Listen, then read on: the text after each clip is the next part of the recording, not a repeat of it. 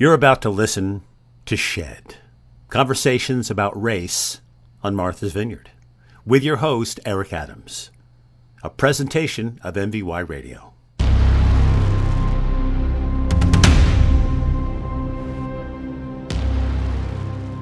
Bo Van Riper is a retired professor and island historian, but we call him the bus driver because on this episode he takes us to school, teaching us just about everything you would want to know about the history of Martha's Vineyard.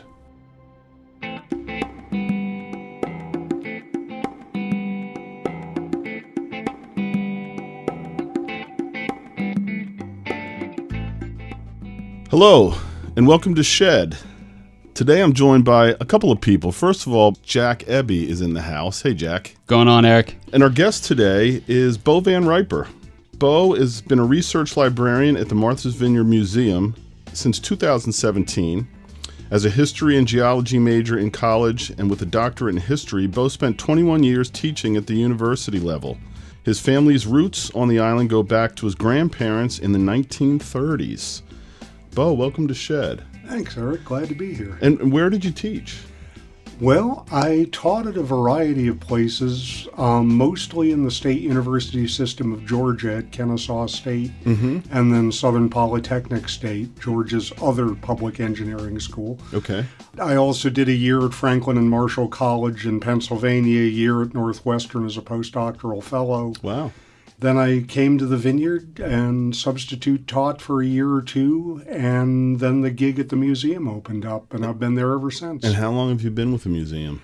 I've actually been with the museum between part-time and then full-time just over 11 years. And I was hoping you might start by telling our audience a little bit about the history of the museum, because it does have quite a rich history.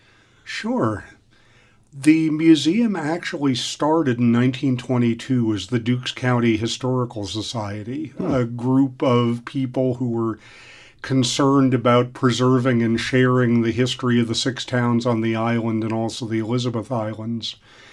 And it grew from there. It acquired the 18th century Thomas Cook House in Edgartown in the 1930s, which became its first headquarters.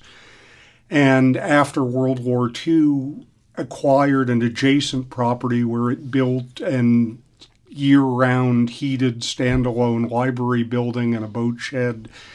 It kept growing from there until it had basically, by the early 2000s, outgrown its Edgartown campus and had also outgrown its origins as a county historical society. Okay. By the early 2000s, it had become a museum with a small professional staff that saw itself primarily as an outward-facing organization that interpreted the history and culture of Martha's Vineyard to both locals and the visiting public.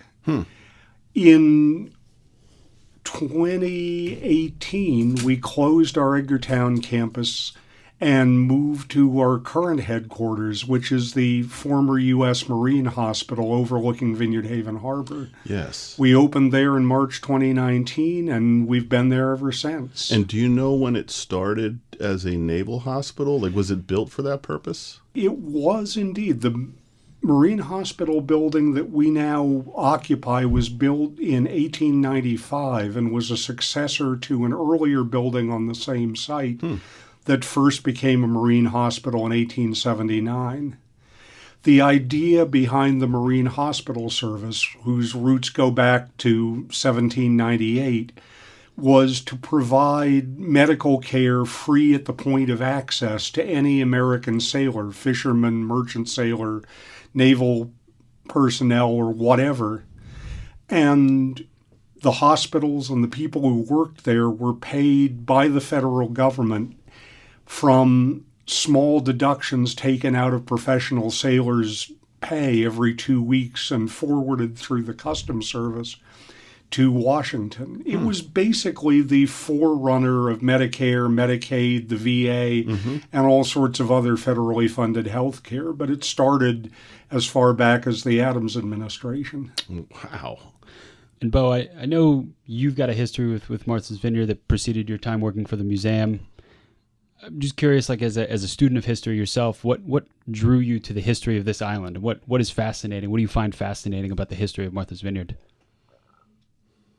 I've been steeped in the history of Martha's Vineyard basically as long as I can remember, because my dad, having first come to the island as a summer kid in the 30s and having lived here for a time in the late 40s and 50s before he and my mom retired here in the early 80s, he had ties to longtime islanders that went back decades. And so from the time I was a little kid, I was used to hearing him talking to old timers about, oh, remember when, and so on and so forth. And as a result, I was drawn into the history of the island while I was still a kid by revelations like, wait, there used to be a railroad between Oak Bluffs and Edgartown? Right.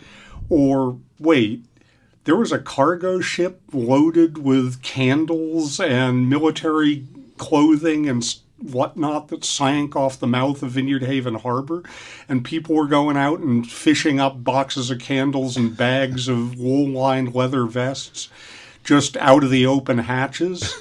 That's crazy. I mean, I loved hearing stories like that growing up. And then later on, when I was a history major and then a history grad student, when I'd come back to the island in the summers to visit my parents, I'd go to the then Dukes County Historical Society and dig into the stories more. And the next thing I knew, I'd moved up here permanently to take care of my mom, who was then in her mid-80s and needed help getting on so she could stay in the house. And I was able to dig into the history of the island a lot more deeply. And what I discovered when I came back to the island full time was that the island had been deeply, deeply integrated